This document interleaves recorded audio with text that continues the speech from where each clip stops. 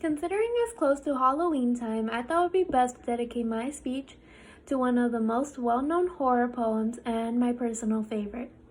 The Raven by Edgar Allan Poe demonstrates how the past can have an effect on you and keep you from enjoying the rest of your life.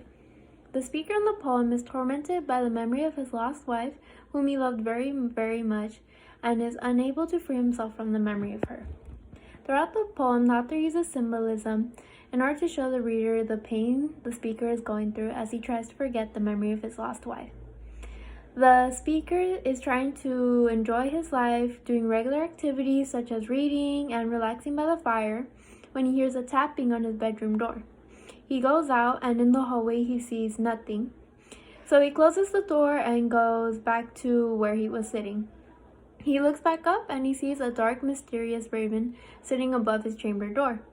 He begins to ask the raven questions such as if his lost wife, whose name was Lenore, sent him, or if he's from heaven or hell, to which the bird responds as stated in the poem, nevermore.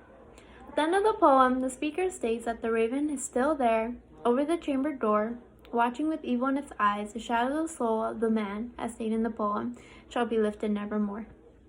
The raven was used as a symbol for the man's inability to forget his lost wife.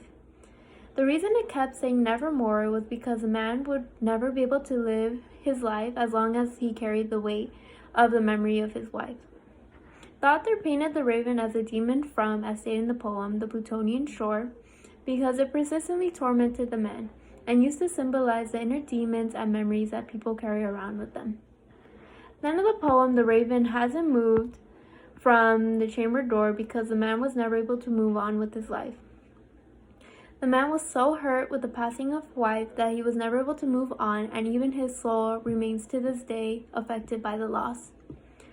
The poem was written around the mid-1800s, which was during the Dark Romantic period. Dark Romanticism affected many aspects of life, such as architecture, literature, and even ideologies. The Raven is an example of Dark Romanticism because it shares ideas such as dark elements, a tie to the other world, and even the presence of a demon.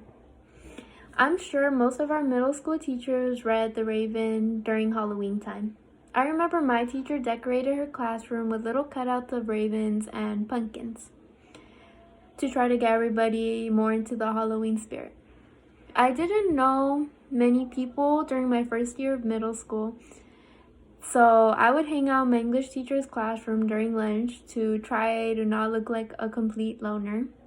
So the poem is tied to special memories for me, and I'm glad she put in the extra effort to try to make my first middle school year a little bit better.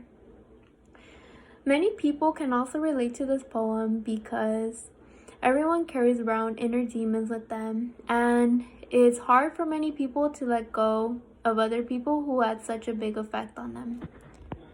The poem The Raven is used to symbolize how the man will never be able to forget his lost wife.